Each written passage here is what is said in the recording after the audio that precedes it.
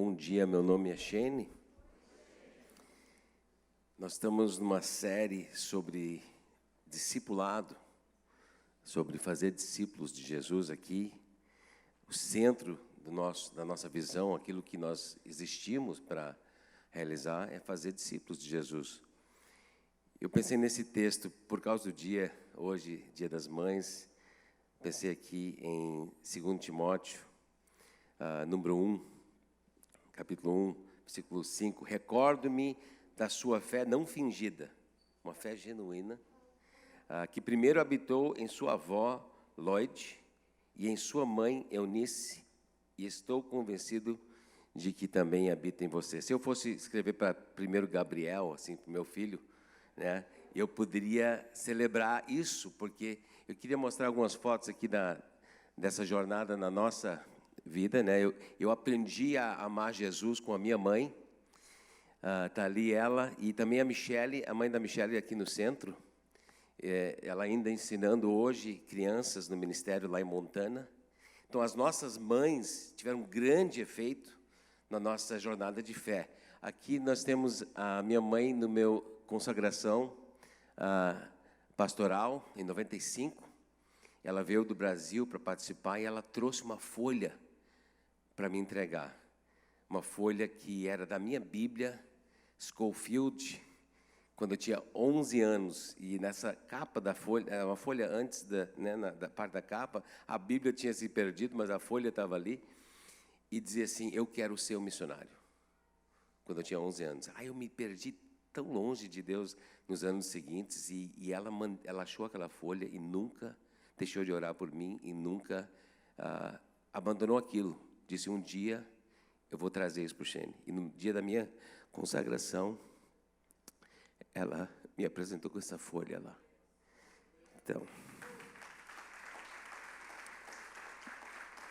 mães, vocês têm uma grande missão de mostrar como ter coragem para os seus filhos, de mostrar como acertar o alvo. E pode acreditar, se você subir num lugar alto, no morro, teus filhos vão querer subir mais alto. E eles vão seguir teu exemplo. Eu quero te, então, encorajar. Nós vamos estar falando sobre discípulos, como formar discípulos, mas no contexto do Dia das Mães é muito importante saber como mães, desde lá do tempo de Timóteo, tem sido aquela parte principal que Deus tem usado para trazer filhos à fé e à maturidade na fé. Agora, nós temos como um valor aqui da nossa igreja de fazer discípulos, na realidade, de ser um discípulo e fazer discípulos. Isso é muito importante para nós. Mas é um caminho que você não consegue chegar lá para o movimento de discípulos de qualquer início. Você não vai conseguir chegar lá, por exemplo, se você começar com o evangelho da prosperidade. Esse caminho não leva para esse movimento, porque ela não é o evangelho que Jesus ensinou. Existe um evangelho popular no mundo, onde vai dizer que Jesus é o teu Papai Noel, e você tem que pedir para ele as coisas, e você vai ser mais santo se você tiver mais coisas, e você tem que correr atrás do dinheiro. A gente sabe que o amor a dinheiro não é o caminho para um movimento de discípulos seguidores de Jesus. Tem outro evangelho popular que também não leva para esse movimento de discípulos, que foi que Jesus nos enviou para fazer, dizer, olha, vá por todo mundo e façam que sejam meus discípulos, de todas as nações. Nós não vamos chegar lá se a gente partir do evangelho da segurança contra o fogo, contra o incêndio, que é aquela oração, aquela reza rápida, que diz assim, Deus não me deixe ir para o inferno. E você está disposto a fazer qualquer oração para que não vá para o inferno, mas uma vida de transformação, isso não faz parte. Isso não leva para onde nós precisamos chegar. O terceiro evangelho que aparece em nossa cultura é o evangelho da reforma social. E aí tem muitos posts. O pessoal vai para o Instagram e para o Face, ali. E ficam postando do lado direito, do lado esquerdo, politicamente, ou depois eles vão se envolver bastante com o projeto.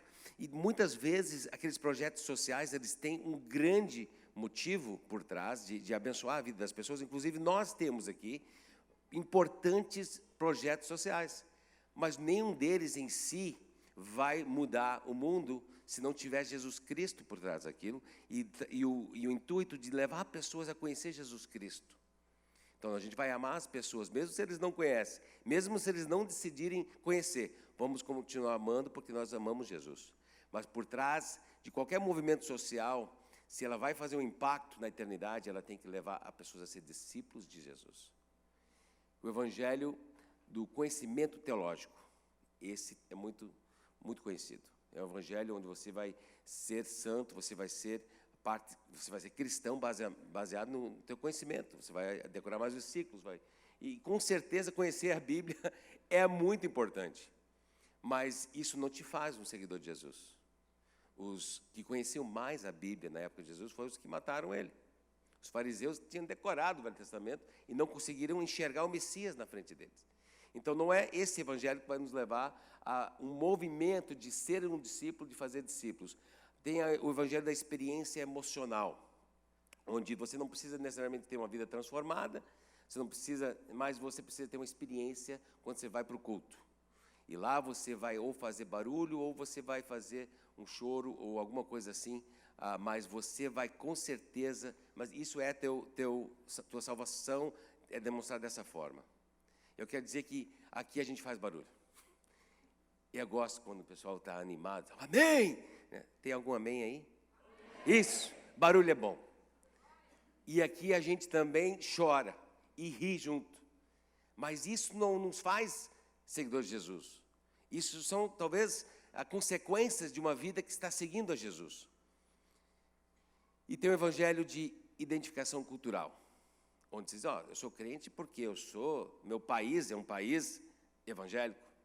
Somos um país, aqui Brasil é conhecido como um país católico, então eu sou católico. Os Estados Unidos, o sul dos Estados Unidos é batista, então eu sou batista. Muita gente vai para um prédio religioso em nome da cultura deles, mas a vida de domingo, né, a sábado, ela não reflete um seguidor de Jesus.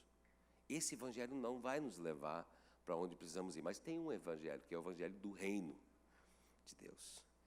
Esse é o evangelho que Jesus pregou, viveu, que Ele nos mostrou, e Ele pagou o preço com a sua própria vida, para trazer vida para esse evangelho, e esse sim tem condição de nos levar para um movimento.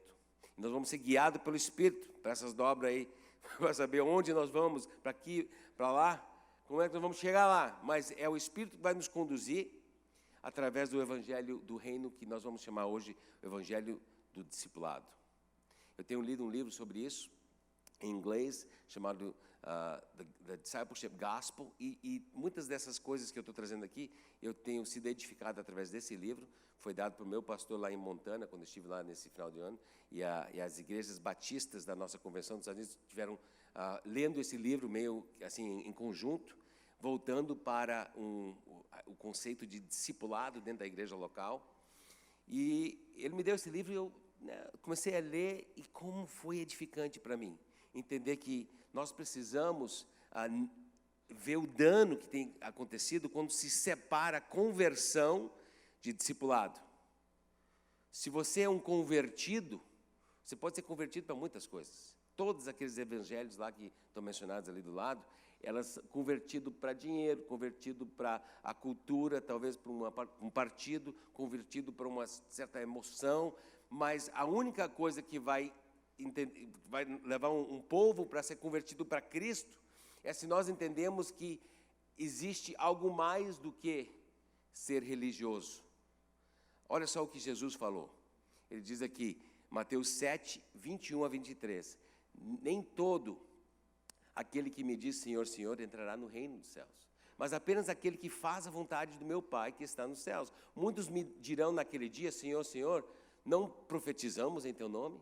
Em Teu nome não expulsamos demônios e não realizamos muitos milagres? Então eu lhes direi claramente, nunca os conheci. Não é que eles morreram num dia ruim, não é que eles assim estavam olhando talvez uma revista, um site errado, aí bateu um ataque cardíaco, morreram mal e foram para o inferno. É que com todas essas boas obras que eles fizeram, eles nunca conheceram Jesus. Já entendeu isso? Imagina tu chegar naquele dia, diante do nosso Senhor, e você ter trabalhado, isso me traz um temor na minha vida. Depois de eu ter pregado, depois de eu ter vivido a minha vida como discípulo, será que eu posso chegar lá um dia, ele nunca, não é que eu perdi a salvação, nós não acreditamos nisso, vida eterna, ela é realmente eterna, por isso que é chamada eterna. Mas se eu chegar lá um dia e dizer, mas eu nunca te conheci, gente, como é que pode? Ele diz, olha, nunca os conheci, afastam-se de mim, vocês que praticam mal. Sabe o que isso me diz? Profetizar, expulsar demônios, realizar milagres, sem conhecer Jesus, é considerado fazer o mal. Muito forte esse texto. Veio da boca do nosso Senhor Jesus. Então é importante a gente entender que o evangelho que vai nos levar para o movimento de discípulos aqui na Montserrat, ela é uma moeda que tem dois lados. Ela é boas novas, que é uma moeda que a gente não tem sem Deus vir em nossa direção, se Ele oferecer isso para nós não temos acesso para isso, mas Ele nos deu a boa notícia de que nós temos acesso à salvação de graça. E é importante entender que ela é de graça, nada que eu possa fazer para me levar a merecer isso. Pode abrir tua Bíblia comigo aí, Efésios 2, 8 a 9, é um dos textos que fala sobre isso. Que a salvação é um presente de graça de Deus, pois vocês são salvos pela graça, versículo 8 e 9, Efésios 2, vocês são salvos pela graça, por meio da fé, e isso não vem de vocês, é um dom de Deus, não por obras, para que ninguém se glorie, porque somos criação de Deus, realizado em Cristo Jesus, para fazermos boas obras, as quais Deus preparou antes para nós as praticamos. Então, as obras vão vir como consequência de algo que nós temos de graça em Cristo. Então, a salvação ela é de graça.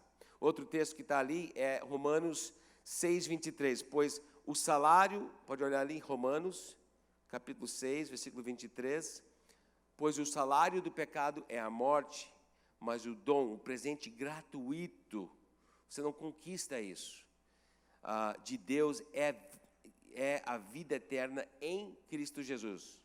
Então, a vida eterna, ela vem embutido em Cristo Jesus, nosso amigo. Ele é amigo, mas o texto não diz isso. Nosso parceiro de corrida. Jesus está conosco. Mas quando a gente pensa em Ele como nosso Salvador, é importante lembrar que Ele é nosso Senhor. É Ele que manda. Então, nós temos também o outro lado dessa moeda, que é a salvação transforma. E se você está só de um lado, você não tem o evangelho do reino, o evangelho do discipulado. Se você está só do outro também. Então tem gente que vai buscar te dar uma lista de transformação, tem que se vestir dessa forma, tem que fazer isso e aquilo ali. E se você fizer essa listinha nossa, você vai ser salvo. Não, é só um lado da moeda que é única, que é uma salvação que vem de graça, mas quando você tem ela dá um resultado na sua vida, ela transforma a sua vida. Olhando dois textos que tem ali, 2 Coríntios 17, se quiser abrir junto comigo. 2 Coríntios 17 diz, portanto, se alguém está em Cristo, é a nova criação. Não é que alguns poucos assim, vão ser uma nova criação. Não. Se você está em Cristo, você está sentado aqui hoje.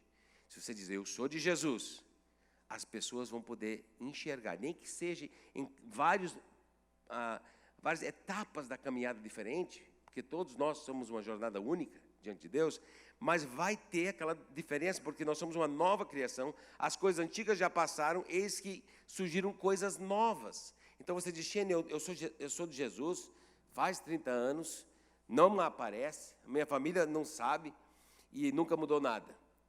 Querido, eu não sei o que dizer, mas vai para a palavra, vai para o joelho e clama a Deus, porque quem é de Jesus é transformado. 1 João 2, esse talvez seja a pílula mais amarga, quando a gente está do outro lado dessa moeda aqui. Olha só, 1 João 2, 4 a 6, aquele que diz, eu o conheço, mas não obedece aos seus mandamentos, é mentiroso, e a verdade não está nele. Mas se alguém obedece a sua palavra, nele verdadeiramente o amor de Deus está aperfeiçoado. Desta forma sabemos que estamos nele. Olha só, tem como saber se você é de Jesus. Aquele que afirma que permanece nele, deve andar como ele andou. Agora, existe uma tonelada de graça que nos traz semanalmente, diariamente, de volta para isso, quando nós confessamos diariamente nossas falhas diante do Senhor. Mas se você tem me lembro quando eu estava duvidando da minha salvação, alguns anos atrás, e eu tinha muita razão para duvidar mesmo. Eu estava lá com 18 anos, muito pecado evidente na minha vida, escolhas erradas, e eu fui para frente e falei com um cara lá na faculdade, lá nos Estados Unidos, cara, eu não sei se estou salvo. Ele disse, isso já é uma boa notícia. Ele disse, Shane, isso é uma boa notícia. Se tu está em dúvida, já mostra que tu está preocupado. Agora, vamos olhar a tua vida. Você tem pecados? Tenho. Eu estava quebrado ali. E você quer continuar? Não. Eu quero mudar. Olha, que legal. Então, uma das grandes provas que você pertence a Jesus é se você não consegue viver no pecado com tranquilidade, com normalidade, até defendendo, achando que é bom. Então, eu queria convidar a nossa igreja para cada um ver se você é discípulo de Jesus. Não é minha função ficar te olhando e dizer, eu não sei se o irmãozinho ali é discípulo. Eu vou botar aqui como não. Depois Deus vai dizer, não, é você que tem que... Quem é que vai ir para o céu? Eu vou para o céu, você vai? Então, o mais interessado tem que ser você. Diz, Jesus, será que eu pertenço a você? Então, quando a gente pensa no início da jornada cristã, nós estamos pensando que ser um discípulo obediente é onde tudo começa. Porque tem gente que quer ter um ministério, querem ser enviados, querem ser usados por Deus. E que legal, é bom almejar isso. Mas tudo começa com o discípulo obediente a Jesus. E nós vimos isso na vida de Paulo. Isso aqui é uma coisa que está em construção, as palavras talvez não vão ser exatamente isso, mas nós temos enxergado uma caminhada que a gente quer usar para ajudar pessoas a chegar do chamado ao envio. E olhando assim os textos, você pode tirar uma foto se quiser e olhar lá na tua casa, a cada texto, cada etapa na vida de Paulo, mas começa aqui em Atos 9, onde ele se depara com Jesus Cristo, ele diz, o que você quer que eu faça? Ele já se entrega como discípulo, e já sai obedecendo. Depois tem aquela etapa lá em Atos 9, 28, onde ele está pregando com muita coragem, inclusive, eles tiram ele da cidade, eles botam ele para outro lugar para passar quase 13 anos em preparação para o ministério que seria depois do apóstolo Paulo. Então ele era não só corajoso, mas ensinável. E se você quiser ser usado por Deus, você tem que ser ensinável. E ali depois vem a etapa lá de fidelidade no serviço, presente na igreja local, onde Deus traz ele, através de Barnabé, lá para Antioquia, onde ele vai servir ali, fiel, no dia a dia da igreja. E ele é reconhecido lá como líder. E depois ele é enviado numa missão curto prazo, e ele não só cumpre aquela missão, mas ele traz de volta um recruta, o João Marcos, que depois vai escrever o livro de Marcos. Então imagina, se tu trouxe um recruta que escreveu um livro da Bíblia, é bom. E ele traz esse... Então, se você vai ser enviado para fazer qualquer tipo de missão ou alguma coisa que exige influência lá do outro lado do mundo, nós queremos que você tenha influência aonde? Aqui primeiro, né? E é o que ele tem. Antes de ser enviado, ele já está recrutando. E aí vem, então, o separado pelo Espírito enviado pela igreja. Existe muito hoje em dia, talvez, a pressão de dizer, olha, você tem que dizer se você é missionário ou não. Na realidade, o chamado Deus faz para você e ela é reconhecido pela igreja local. Então, isso foi bem interessante. Ele voltou depois daquela missão curto prazo, ele já tinha recrutado João Marcos, mas ele voltou para a igreja local ali, no feijão e arroz, no dia a dia, sendo usado por Deus. E depois o Espírito de Deus que vem falar para os líderes da igreja para separar ele e Barnabé para o ministério. É bem diferente do que uma pessoa chegar para o pastor e dizer, olha, eu sou chamado para as nações e eu sei que para lá que eu vou, se você quiser ir comigo, tudo bem, senão eu estou indo. É diferente o que aconteceu lá atrás. Então, nós entendemos que dentro de uma construção de 5 etapas do chamado ao envio, nós temos vivido essa experiência e dentro de ver líderes que surgem aqui. Outra coisa também está em construção, essas 5 áreas. Tu já deve ter ouvido elas aqui. São 5 áreas que a gente quer que não só a liderança, mas todo discípulo de Jesus venha crescer nessas áreas. Que começando ali com ser, tudo começa com ser. Depois vem ali o servir, o libertar emocionalmente, de ter uma maturidade emocional. que vai nos permitir interagir com outras pessoas de uma forma saudável. Depois vem o treinar, ser capacitado na palavra e dentro dos nossos dons e talentos, e o ofertar ou investir a nossa vida com tudo, seja tempo, tesouro, talentos, nossa agenda, nossa saúde. Então, são áreas de investimento onde nós vamos entregar para Deus nossa oferta, que somos nós. Agora, dentro dessas 5 áreas, nós entendemos que, pensando na minha história, quando eu comecei e fui enviado como missionário, eu pensava só em 3. Na verdade, eu tinha mapeado na minha vida 3 áreas. Depois, com muita dor e restauração, Deus me trouxe à vista de outras 2 áreas que eu não estava olhando, não estava no meu radar lá atrás, que era a integridade. Eu pensei, não, isso aí eu sou de Jesus, aí... Não, tem muita coisa que tem que ser desenvolvida na integridade de cada um de nós. Então, tinha rachaduras na fundação ali. E ali no libertar, no emocional, de ser liberto emocionalmente, muitas vezes eu perdi oportunidades por perder a calma assim, numa situação, por me passar tempo assim, angustiado, porque eu não conseguia confiar realmente em Jesus com minhas emoções. Então, teve muito crescimento para ali, naquelas áreas. Mas nós temos hoje aqui conosco uma menina chamada, uma mulher de Deus, né, chamada Annelise, é nossa missionária na Tailândia, e eu quero convidar ela para vir aqui. Nós vamos ouvir um pouco o que Deus tem feito na vida dela, porque, Anne, nós temos visto essas etapas na sua jornada. Pode sentar do lado de lá, que eu vou sentar aqui. Nós temos visto essas etapas na sua jornada, Anne. Cada etapa, assim, mais ou menos identificado com sua jornada. E eu queria que você falasse para nós um pouquinho, assim, desse linha do tempo. Né, quando talvez as datas são um pouquinho pequenas, você pode nos esclarecer aí.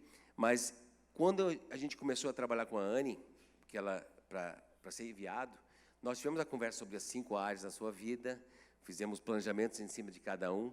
Então, eu posso dizer que a Anne, ela hoje é fruto do ministério que Deus tem amadurecido aqui na Montserrat, de levantar líderes em cima daquelas 5 áreas, de viver etapas no envio, e estamos ainda aprendendo. Mas, Anne, estamos muito alegres que você está aqui. Você volta para a Tailândia amanhã. Então, amanhã eu começo a voltar. Então, tá bom. Fala um pouquinho sobre as etapas na sua jornada. Bom dia, igreja. Eu sou Annelise. Então, contando um pouquinho sobre a minha história, tive várias conversas com algumas pessoas aqui na igreja que têm entendido que são chamadas, são vocacionadas. E pensando nisso, conversando com a equipe, eu pensei, eu vou fazer uma linha do tempo que ajuda eu me organizar para contar a história. Então, contando a história bem do início, né? Os meus pais, eles se converteram quando eu tinha 3 anos de idade. Então, esse é o primeiro ponto da minha primeira bolinha ali, que é em 91. Quando os meus pais chegaram numa igreja, era uma igreja muito missionária. Então, eu cresci num contexto de uma igreja plantada por missionários dos Estados Unidos, que era uma igreja pequena, aqui em Porto Alegre, mas que participava do envio de vários missionários. Pequena, eu tinha lá da minha cama várias fotos de missionários que eu orava por eles. Então, isso fez parte da minha construção de infância. Com 12 anos, foi em 99, nem eu estou enxergando ali, mas em 99 foi quando um desses missionários vieram, então, para um desses missionários que minha igreja, que fazia parte da minha igreja, que se enviado para o campo, veio e compartilhou sobre missões, e eu entendi, então, que eu tinha um chamado missionário. E eu até fico pensando, eu tinha 12 anos, eu estava num culto assim de domingo, estava prestando atenção, que eu penso, 12 anos é pequeno ainda, né? Mas eu estava atenta, fui à frente no chamado, os meus pais vieram, oraram por mim, muito obrigada. Vieram, oraram por mim, a idade vai pegando, né? A pessoa de óculos não enxerga. Mas eles vieram, eles oraram por mim e foi um marco dessa minha história. Eu cresci e isso não fazia mais parte dos meus planos, do que eu queria para mim, do que eu pensava futuramente. Mas eu terminei a escola e eu entendi que eu tinha um ano livre e eu estava sedenta, queria saber mais sobre Deus. Então foi quando eu entendi, eu quero estudar, quero ir para o seminário, e pensei em fazer 1 ano de seminário. Nesse ano de seminário, quando eu falei para a minha família, meus pais abençoaram também, as minhas tias falaram, nossa, que legal, tu foi à frente, 12 anos, chamado missionário. E no meu coração eu pensava, nossa, nada a ver, eu nem quero ser missionário, eu quero só estudar, aprender sobre Deus, mas minhas tias estão viajando. Mas não falei nada, respeitei elas e fui para o seminário. No seminário, Deus me lembrou do chamado missionário que eu já tinha com 12 anos, que todo mundo sabia, né, da minha família, mas eu ainda não lembrava mais. Então, no seminário, entendi que era um tempo de aprofundar, então, de continuar lá e retornar para Porto Alegre.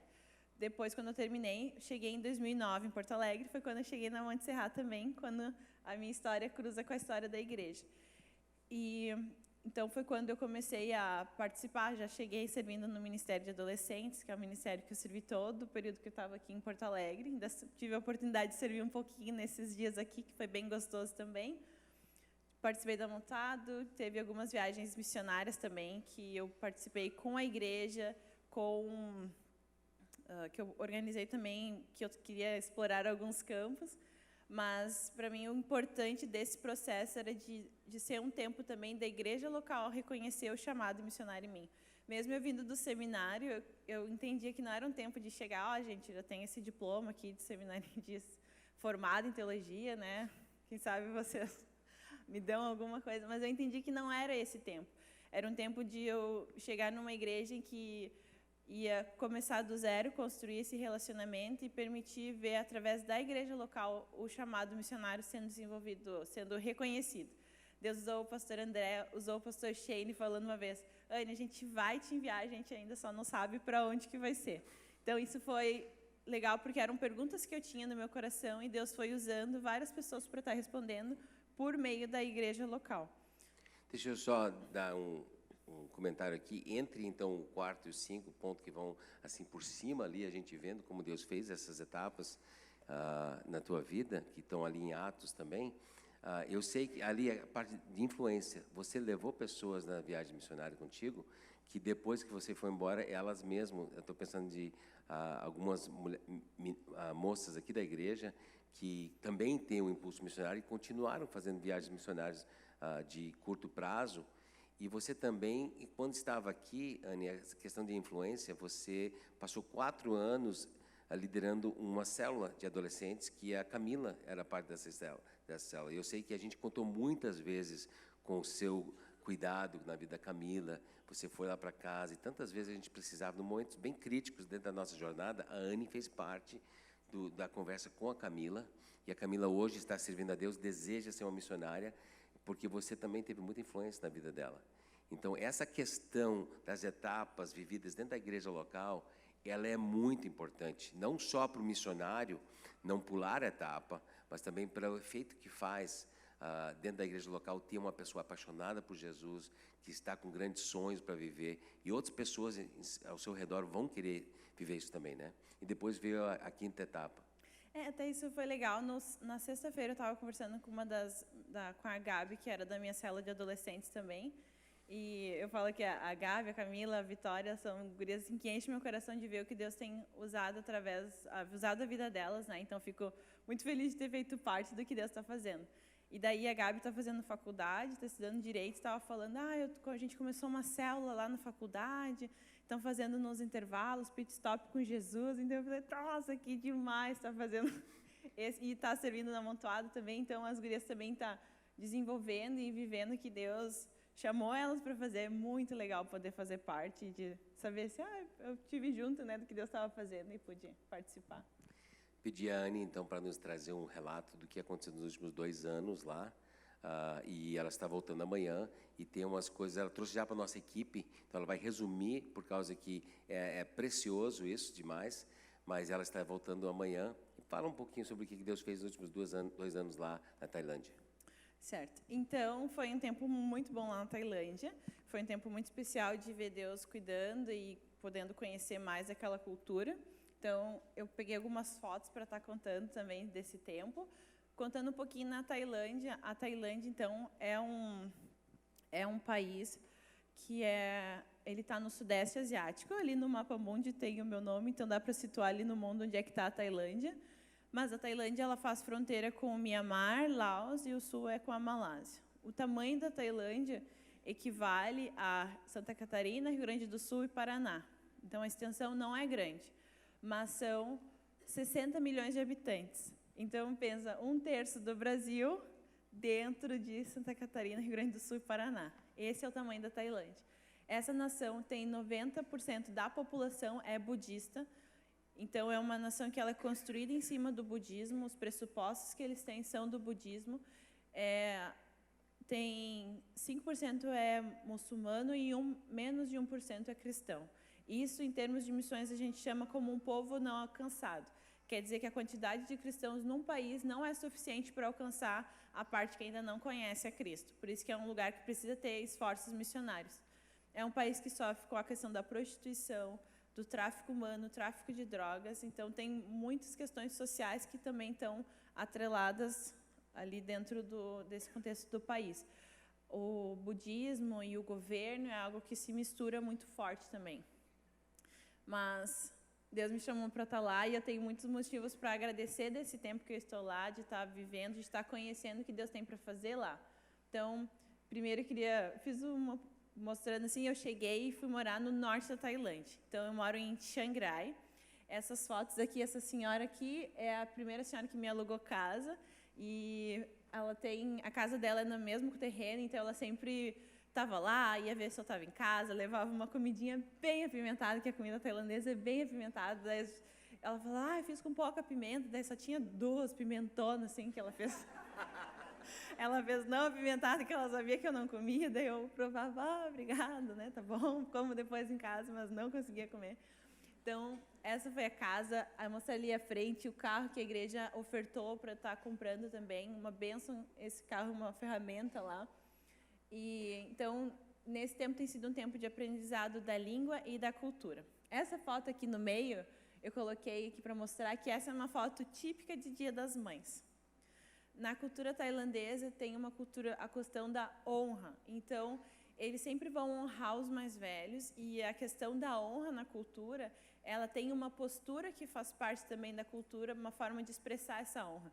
Então, quem é mais honrado está sentado na cadeira, que no caso é a avó, e no chão vai estar a filha e os netos, para mostrar a honra. E é uma foto assim, tipo, uma selfie de Dia das Mães, essa é uma selfie de Dia das Mães.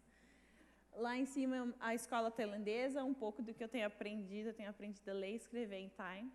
Então, orem por mim, porque é muito difícil falar, ler e escrever. Acho que escrever ainda é mais difícil. É uma língua tonal, são 5 tons, é tipo o mandarim, a entonação que tu dá para a sílaba, não é para a palavra, é para a sílaba, muda o significado da palavra. Então, cada sílaba tem um tom diferente. E, então, quer dizer, uma consoante com uma vogal, dependendo do tom, é tipo um ba, ba. É tipo essa nossa coisa que a gente faz, que a gente sabe se é uma pergunta, se é uma interrogação. É a vida, todas as palavras são assim. Só que tem 5 significados que podem ter. Então, é um grande desafio, orem por mim. Lá também, no norte da Tailândia, tem muitas tribos que moram no contexto de montanha. São grupos que vieram de Mianmar e estão lá. Então, as tribos falam uma língua de cada tribo. Como eles vieram de Mianmar, eles falam o birmanês também. E chegam na Tailândia, precisam aprender o tailandês. A Tailândia e Mianmar faz fronteira, mas não é uma fronteira aqui, uruguaiana, que tu atravessa e todo mundo se entende. É como se fosse uma fronteira de Brasil com a Alemanha, assim, é português e alemão. Não tem similaridade, não tem nada que aproveita de uma língua para outra. Então, são línguas bem diferentes, esses grupos eles precisam aprender. A sociedade tailandesa é uma sociedade hierárquica, então eles entram no mais baixo da hierarquia, porque eles não falam a língua, eles não fazem parte do país. Alguns deles não têm nem cidadania tailandesa também, então eles não são considerados cidadãos tailandeses. Então isso traz muitas dificuldades, mas tem muitas igrejas. Acaba que dentro desse 1%, ele está dentro do contexto de tribos. Isso é uma bênção, glória a Deus, eles estão conhecendo a Jesus. Mas para a sociedade tailandesa, isso traz um estigma de que o cristianismo é o cristianismo das tribos, do grupo mais baixo da sociedade, não faz parte da identidade tailandesa. Então esse é um desafio lá. Lá a Missão Adora está construindo uma escola internacional. Quando eu saí daqui, o projeto era comprar uma faculdade, mas Deus mudou os planos, aumentou a visão com essa faculdade e depois tirou porque eles venderam a faculdade, que a gente estava no processo de compra.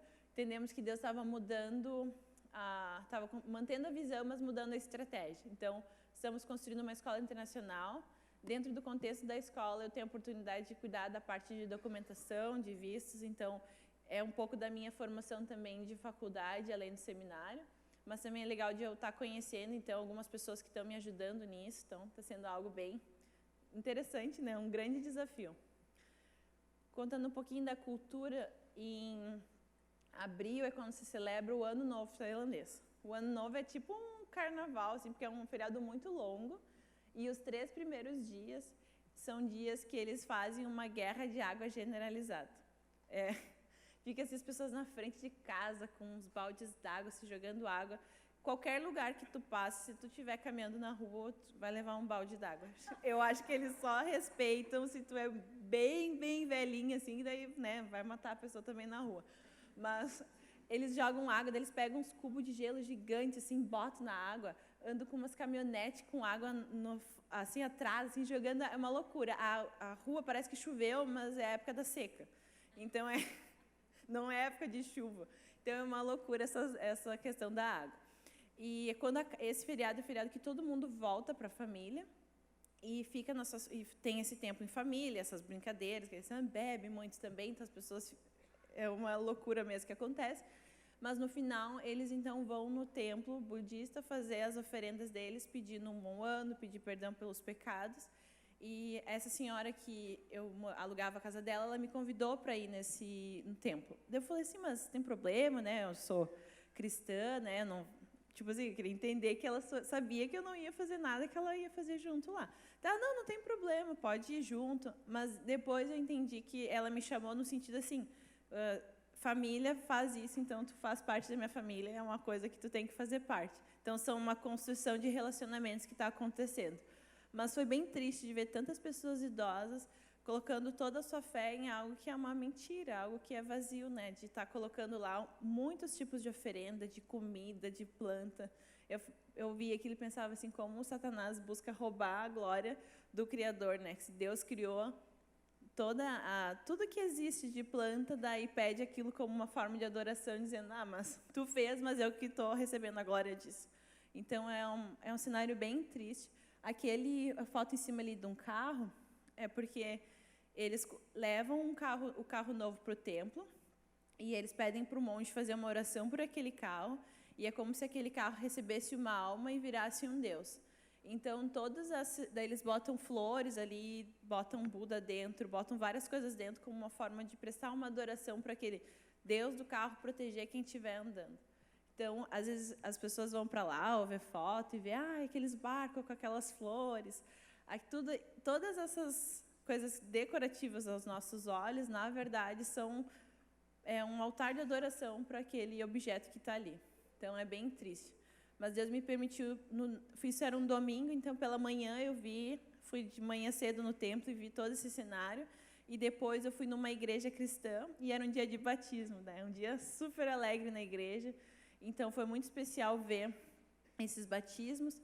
E algo que está junto com a questão do Ano Novo, esse retorno para a família, é de honrar os mais velhos. Então, se tem assim, essa casa aqui, essa senhora, ela é a mais velha daquela comunidade. Então, todos os vizinhos vinham na casa dela e traziam algum presente, alguma coisa para honrar ela, porque ela era mais velha, como se ela era a avó daquela comunidade ali. E daí, essa igreja, eles fizeram assim, uma mesa bem grande, chamaram todo mundo que tinha mais de 50 anos da igreja para sentar naquela mesa, e os mais novos se ajoelhavam na frente daquela mesa e faziam uma reverência para os mais velhos. E os mais velhos estavam, então, orando por cada um dos jovens que estava passando. Não os jovens, né? Cada um mais novo do que 50 anos. Então, foi muito legal ver essa experiência e eles entenderem que a honra é algo que está na Bíblia, então não é algo da cultura tailandesa, não é do budismo, é algo que o nosso Deus deixou, então eles iam resgatar isso.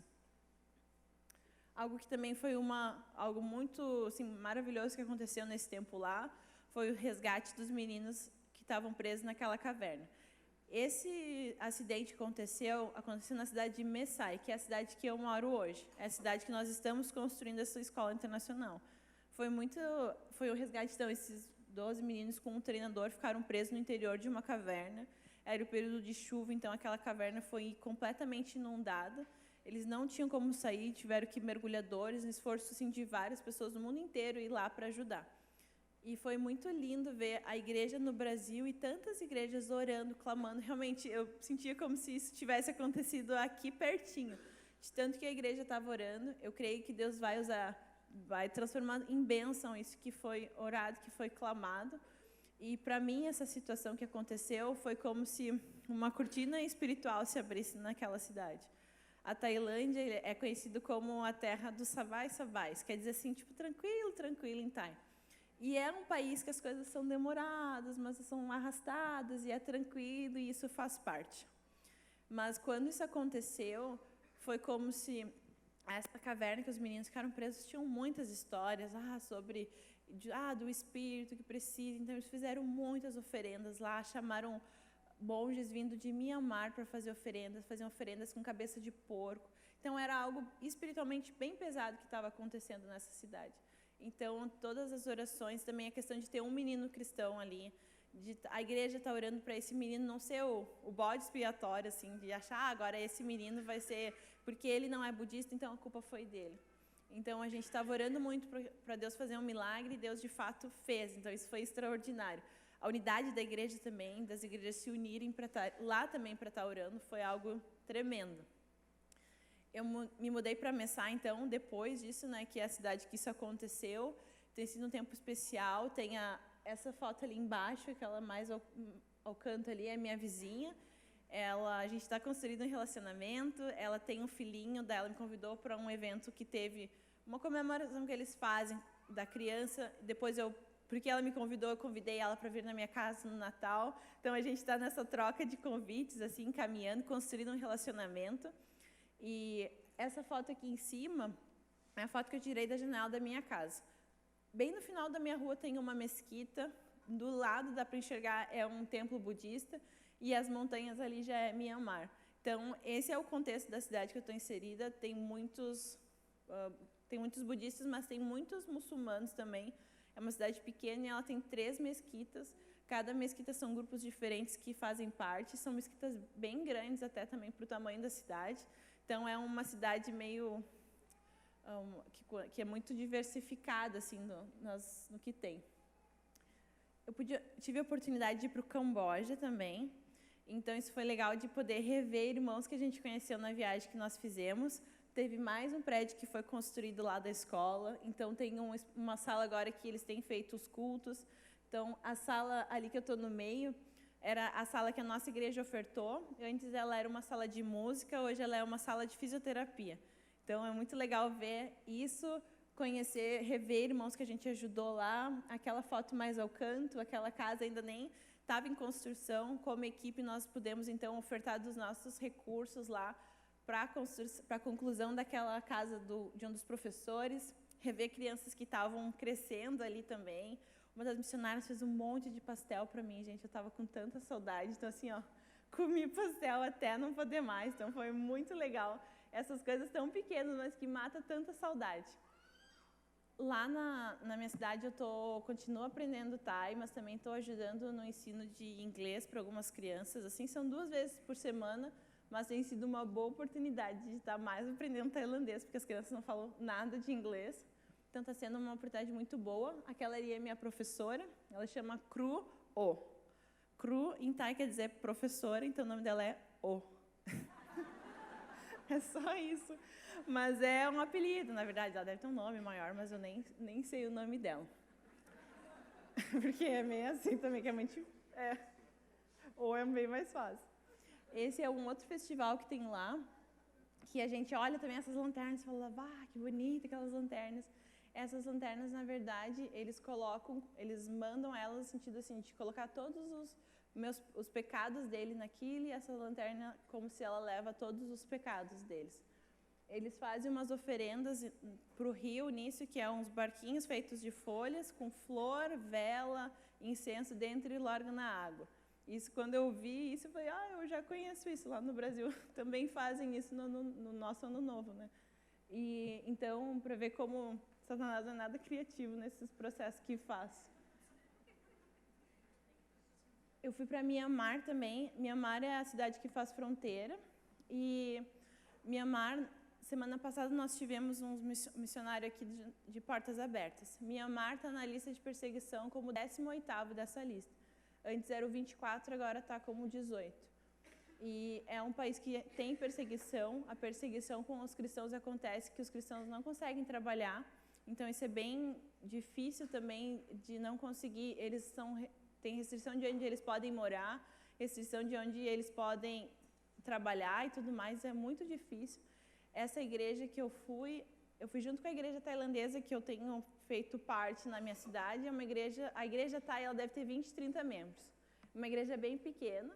E eles sustentam essa outra igreja em Mianmar, que é menor ainda, com em torno de, sei lá, uns R$200 por mês, vamos dizer assim. Então, é muito lindo ver essa igreja tão pequena, mas entendendo o seu papel e abençoando uma igreja que é um foco de missões, abençoando uma outra igreja.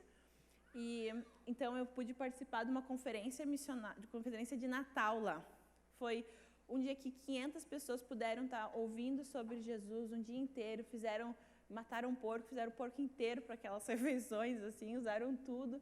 E foi muito lindo ver que, apesar da perseguição, apesar de todos os riscos que tem, essa igreja está avançando lá e poder conhecer e ver o que esses irmãos estão fazendo lá. Foi uma experiência muito interessante, me lembrou muitas comunidades indígenas que a gente tem aqui no norte do país. Então, eu pensei, isso aqui eu estou em casa, mas eu não estou tão longe do Brasil, mas isso aqui é familiar para mim, das viagens que eu já tinha feito aqui. Então, foi muito interessante conhecer esse contexto, poder estar orando e estar conhecendo mais a igreja que está lá também. Então, essa é um pouco das experiências que eu tive lá, de conhecer. Agora, eu retorno amanhã para a Tailândia. E esse tempo que eu vou agora vai ser um período novo. A escola, a previsão é de que ela se conclua esse ano. E eu vou ter mais atividades agora na escola. Eu vou ser responsável pela parte administrativa da escola. Então, orem por mim. Isso vai ser um grande desafio, algo que eu nunca fiz. Mas eu quero estar vivendo o que Deus está me chamando. Então, Ele vai capacitar nessa jornada também. Glória a Deus.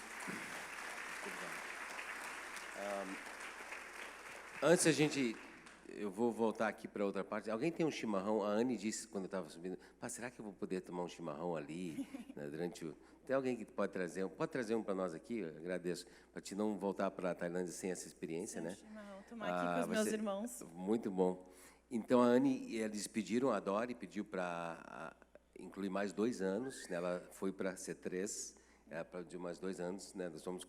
A equipe vai falar sobre isso, mas a gente entende que realmente essa questão de concluir uma etapa é muito importante também, de aprender Thai, conseguir administrar lá um colégio internacional, que é uma ferramenta missionária lá. Então, é um grande privilégio. E a gente fica, Anne, voltando agora para nossa palavra sobre discipulado, nós ficamos gratos a Deus que a gente faz parte, que Deus nos permitiu fazer parte da tua jornada, que começou lá com teus pais, né? A tua mãe influenciando a tua vida e você sendo uma influência para outras, e agora vai ser uma mãe espiritual para meninas e mulheres na Tailândia. Então, é assim que funciona um movimento de discipulado, onde Deus faz algo em você, você se permite ser transformado pelo evangelho do discipulado, onde você não tenta inserir o discipulado depois, por uma coisa a mais, não, faz parte daquela decisão de ser um seguidor de Jesus, e isso vai afetando toda a sua jornada, ao ponto que você, então, se torna alguém que é um discípulo que faz discípulos. Então, Anne, fica bem à vontade, quando você terminar o chimarrão, você fica livre aí.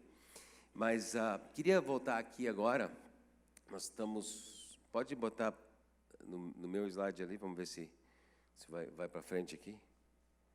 Tá. Estão ajustando aí, pode já avançar ali, vou puxar aqui. Tá certo. Essa aqui é a emergência, senão lá está aqui. Tá certo. Obrigado, Anne. E a Anne tem uma mesa ali atrás, que é muito importante, se você puder passar por lá. Anne, tem ali algum lugar onde você pode anotar o e-mail deles, para eles receberem seu informativo? Vai ser bem importante. Cada célula está informado pela Anne, e também você, tua família, bota ali, bota na geladeira, ora pela Anne, se envolva dessa forma. Então, queria voltar aqui para esse assunto, onde nós estamos falando que o evangelho do discipulado, ela faz toda a diferença. André, pode me ajudar aqui com mais uma pessoa botando isso para lá, para não interromper assim, a visão de... Obrigado, Tércio. Então, peguei 2 citações desse livro, o Evangelho do Discipulado, para nos juntar ao seu reino, o reino de Jesus, né? Precisamos nos tornar discípulos ou aprendizes de Jesus, pessoas que realmente fazem o que ele fez. Vida em Cristo não começa com maturidade instantânea e entendimento imediato. Inicia com elementos essenciais e cresce. Então, talvez você está dizendo, mas eu ainda não tenho essa coragem que a Anne está mostrando aí, não tenho esse conhecimento. Tudo bem, você se entrega a Jesus e a coisa cresce de dentro, porque é o Espírito de Deus que faz isso acontecer. E esse livro, eu gostei muito porque eles identificaram 7 elementos do Evangelho que é do discipulado, que faz discípulos. Esse Evangelho tem 4 verdades e 3 atitudes. Então, nós vamos ver que se você quer ter, e nós queremos que na Monserrat ter o Evangelho que ela produz discípulos, entender que Jesus trouxe o reino de Deus, isso vem através dele, primeira verdade. Segundo, que Jesus é o Messias, não só ele trouxe o reino, mas ele é a solução do reino. É ele que vai salvar o mundo. Jesus morreu para os nossos pecados e Jesus ressuscitou no 3º dia. Essas 4 verdades, elas precisam estar dentro de ti, quando você diz, eu creio em Jesus. Se tu crê em outra coisa que não seja isso, de repente você crê num daqueles outros evangelhos que eu mencionei antes. Tem 3 atitudes que vêm da palavra de Deus, que nos trazem para refletir sobre essas verdades que eu acabei de falar. E elas são que eu preciso me arrepender.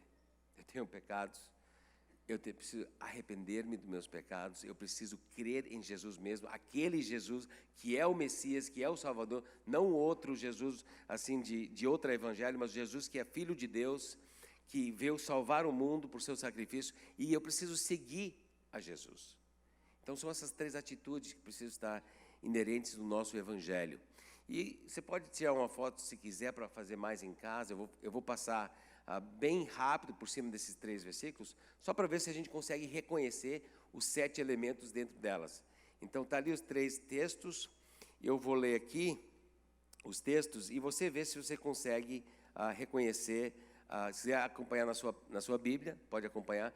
Vou ler Marcos 1, 14 a 18, e vamos botar aqui os verdades lá em cima. Então, vou botar os textos aqui. Está aqui as 4 verdades, que Jesus trouxe o reino, que Jesus é Cristo, ele é o Messias, que ele morreu na cruz e ressuscitou, e as 3 atitudes que são, nós precisamos nos arrepender, crer e seguir. Então, vou ler os textos, ver se você consegue ver quando aparece essas 7 elementos do Evangelho. Depois que João foi... Vamos fazer assim, ó, se você vê um elemento aparecer, levanta a mão, e vai ser aquela levantação de mão, assim, porque vão aparecer. Pronto? Estamos juntos? Se você vê um dos 7 elementos, vai levantar a mão. Tá bom. Depois que João foi preso, Jesus foi para Galiléia proclamando as boas novas de Deus. O tempo é chegado, dizia ele, o reino de Deus está próximo. Arrependam-se e creiam, tá bom, nas boas novas. Andando à beira do mar, na Galiléia, Jesus viu Simão e seu irmão André lançando redes ao mar, pois eram pescadores. E disse Jesus, sigam-me. Tem pouca gente levantando a mão, Pati.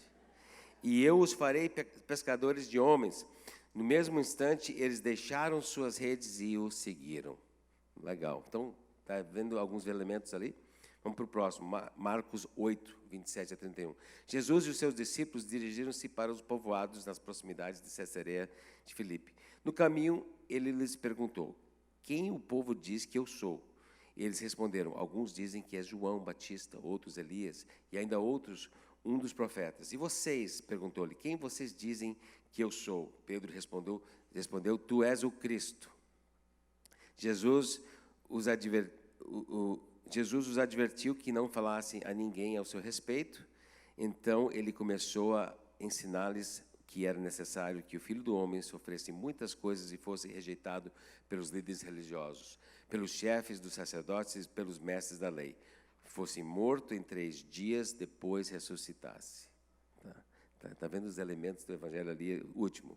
Irmãos, quero lembrar-lhes do Evangelho que preguei a vocês, o qual vocês receberam, no qual estão firmes. Eu creio que vocês estão firmes aqui.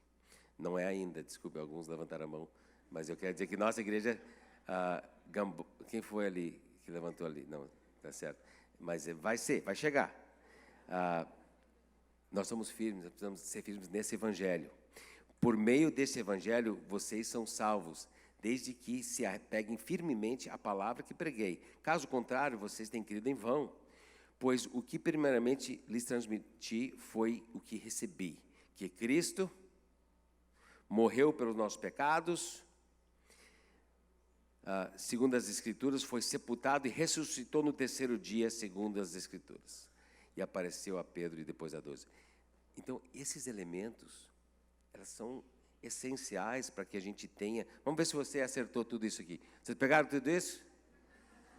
Se tuas anotações não estão assim ainda, vai para casa, tu vai poder se divertir com a tua família fazendo as anotações das 4 verdades e 3 atitudes. Semana passada nós tínhamos aqui um missionário do Portas Abertas. A Anne acabou de falar sobre Mianmar, que fica... Ela vê Mianmar da janela da casa, onde é o 18º lugar mais perigoso no mundo de ser um cristão. Nós estamos aqui hoje por causa que Deus trouxe a fé cristã através de gerações e gerações. E se você estudar a primeira igreja, você vai ver que pessoas igual a eu e você, famílias que amavam seus filhos, mães que amavam seus filhos, eles foram jogados em várias culturas diferentes, mas começando em Roma, aos leões, às vezes, por causa que não abandonaram sua fé. Quero te recomendar um livro, A História da Igreja, é um dos melhores livros sobre esse assunto. Realmente é maravilhoso sobre você descobrir como é que surgiu as denominações, como é que foi a igreja primitiva lá atrás. Vale a pena pegar esse livro e ler com a sua família esse livro. Ela é em linguagem, pelo menos a versão em inglês é linguagem simples. E é esse do Shelby, aqui, ó, do Shelley, no caso, Bruce Shelley. Vale a pena você buscar esse livro e entender a história da igreja. Mas lá nesse livro do Bruce Shelley, falando sobre a história da igreja, vem a pergunta de por que um país, uma nação, na realidade um império completamente politeísta, onde você podia ter muitos deuses, começou a matar os cristãos. Se podia ter tantos deuses, eles não estavam nem aí. Porque dentro daquela cultura, você sim podia adorar quantos deuses quisesse. Desde que uma vez por ano, você pegasse um pouquinho de sal e entrasse e colocasse aquilo dentro do altar de César, onde Deus César, o César do Império Romano, e dissesse, César é Senhor. Tipo, Kyrios César. Ou, em vez de dizer Jesus é o Senhor, você teria que dizer só uma vez por ano, entrar ali e dizer, César é Deus. E se você mostrasse sua fidelidade à nação dessa forma, ao império dessa forma, você podia, o resto do ano, adorar quem tu quisesse e quantos deuses tu quisesse. Então, o grito da missão da igreja primitiva, que levou tantos, pessoas que nem você e eu, que acreditam em Jesus, para sacrifício, para a morte, foi porque eles não iam dizer César é Senhor. Essas palavras aqui, Kyrios Jesus, que Jesus é Senhor, é a frase que identificou a igreja primitiva. E eu queria chegar a um ponto aqui conosco hoje. Nesse momento nós temos visto missões, que, através da Anne, um projeto de formar discípulos, que fazem discípulos aqui no Monte Serra, que nosso evangelho precisa ter embutido desde o início o fato que Jesus é Senhor. Temos aqui, nesse texto, de 2 Coríntios 4, vou só pegar aquela parte ali, 4, 3 a 5. Mas se não pregamos a nós mesmos, mas a Jesus Cristo, o Senhor. A mensagem que Paulo pregava, a mensagem que nós pregamos, não é Jesus Cristo como um cara legal, é Jesus Cristo, Kyrios, Senhor. É isso que faz a diferença do evangelho que impacta o mundo, ou uma coisa que é um movimento social. 1 Coríntios 12, 13. ninguém pode dizer Jesus é Senhor, a não ser que pelo Espírito. Então, é importante entender que não só é a mensagem que a gente prega, mas é o Espírito Santo, a obra dele em nós, é o que nos permite dizer que Jesus é o Senhor. Ele nos chama para isso, ele age dentro do seu coração. Talvez hoje mesmo, Deus está agindo no seu coração agora, te dando um desejo de fazer Jesus o Senhor da sua vida. É o Espírito que faz isso. Romanos 10, 9 a 13. Se você confessar com sua boca que Jesus é o Senhor, que Jesus é Senhor, e crer em seu coração que Deus o ressuscitou dentre os mortos, será salvo. Pois com o coração se crê para a justiça, e com a boca se confessa para a salvação. Como diz a Escritura, todo o que nele confia jamais será envergonhado. Não há diferença entre judeus e gentios, pois o mesmo Senhor é Senhor de todos, e abençoa ricamente todos os que o invocam, porque todo aquele que invocar o nome do Senhor será salvo. Tu vê que é uma grande diferença do Evangelho, onde Jesus é uma figura assim, à parte, você vai pegar ele para a salvação, mas não como Senhor da sua vida? Esse Evangelho, onde Jesus não é Senhor, não é oferecido no Novo Testamento para que tenha salvação. Mas o Evangelho onde Jesus é feito Senhor da sua vida, é a promessa que você não vai se envergonhar, que você será salvo. E eu quero dizer que quando Paulo se cumprimentava as igrejas, aqui em Coríntios, uma igreja cheia de problemas, não eram gente perfeita, era que nem nós, cheio de pecado. Na verdade, 2 livros mencionando pecados graves foram escritos para todo mundo ler. Então, estamos falando sobre irmãos que poderiam ser até a igreja de Montserrat aqui, porque eu estou me contando junto. Pessoas que tinham problemas, mas eles tinham Jesus como Senhor. E isso tinha feito uma diferença. E diz aqui, todos os que em toda parte invocam o nome do Senhor Jesus Cristo. O Evangelho verdadeiro é de invocar o nome do Senhor. E eu tenho uma pergunta para ti. Vou chamar a nossa equipe de louvor agora. A minha pergunta para você, e daí? O que Deus te falou? O que você vai fazer sobre isso? Na verdade, são 3 perguntas. Pensando no Evangelho do discipulado. Você é discípulo? Ou você é uma das pessoas que está dentro da cultura cristã, porque a família faz parte, buscando alguma coisa financeira com Deus, mas é só isso? Ou daqui a pouco você há aquele escape, né, do inferno. Eu quero escapar ao inferno, mas não quero viver para Deus. Qual é a sua história? Você é discípulo de Jesus? Segunda pergunta ali. Você invocou Jesus como o Senhor? Gene, eu já orei em Jesus, já disse, eu não peço nada, já viu? Não, eu não peço, só agradeço. Tá, mas você já foi aos pés de Jesus e disse, eu quero que você seja Senhor da minha vida. Venha mandar. Eu estou aqui para seguir. E vai ser uma batalha dia a dia para viver isso. Mas você já fez isso? Terceira pergunta ali. Você cresce diariamente como seguidor de Jesus? Porque se lembra dos versículos que a gente leu? O verdadeiro Evangelho dos 2 lados da moeda, que salva de graça e transforma de verdade, isso está na sua vida? Porque quando a gente bota uma série de discipulado, nosso sonho é que nós possamos ser uma igreja onde todos aqui vão buscar ser um discípulo e fazer discípulos de Jesus. Quero pedir você para ficar em pé. Queria te dar a oportunidade, nesse instante, se Deus está falando contigo, Shene, eu preciso me tornar um discípulo de Jesus. Eu preciso invocar o nome do Senhor. Esse é o momento que você pode fazer isso. Se Deus falou contigo hoje, que esse é o teu dia para invocar o nome do Senhor para ser salvo. Não só Jesus como uma figura cultural, bonito, um bom profeta, mas Senhor da sua vida. Levanta a sua mão para mim poder orar contigo. Deus falou contigo, alguém? Mais alguém?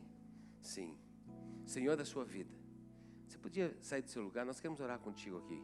Vem aqui na frente, eu quero estar aqui para orar contigo. Não tem nada mais importante do que pode sair do seu lugar. Deus tocou no seu coração.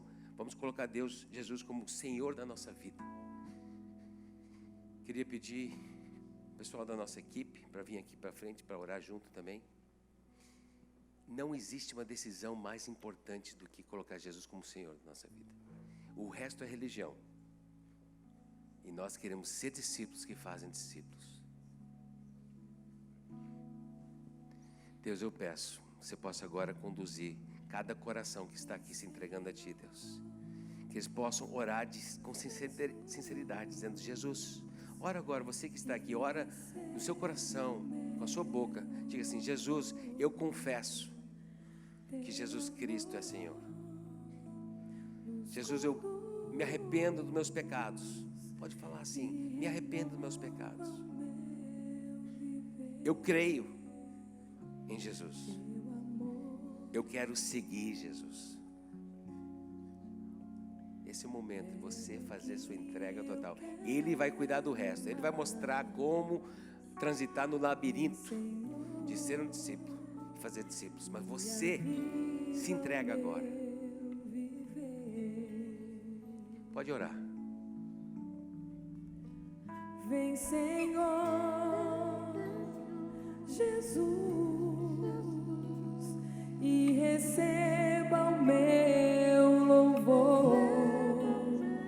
Teu amor nos conduz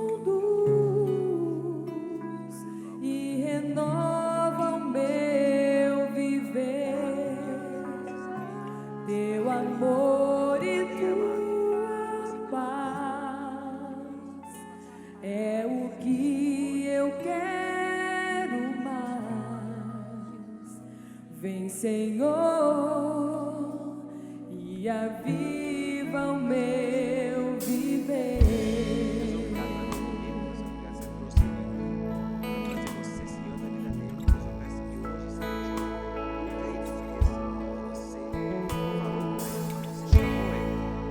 É bom te ter aqui comigo, Senhor.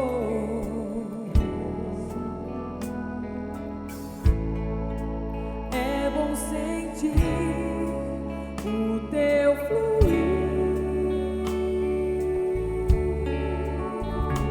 como águas cristalinas que transbordam o coração.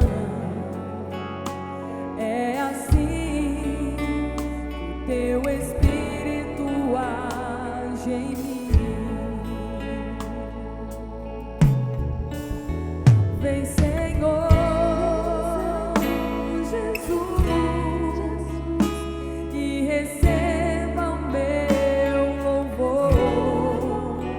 Teu amor nos conduz e renova o meu viver. Teu amor e tua paz é o que eu quero mais. Vem, Senhor, e aviva o meu viver. Deus, eu peço que você possa entrar e abençoar as vidas de cada um que ouviu o teu chamado hoje. Que você possa ser Senhor da vida deles. Que eles possam entender que sem você, Deus, nós não temos nenhuma outra solução. Para onde nós iremos se é só você que tem as palavras da vida? Deus, faça a nossa igreja uma igreja de discípulos que fazem discípulos. Em nome de Jesus. Amém.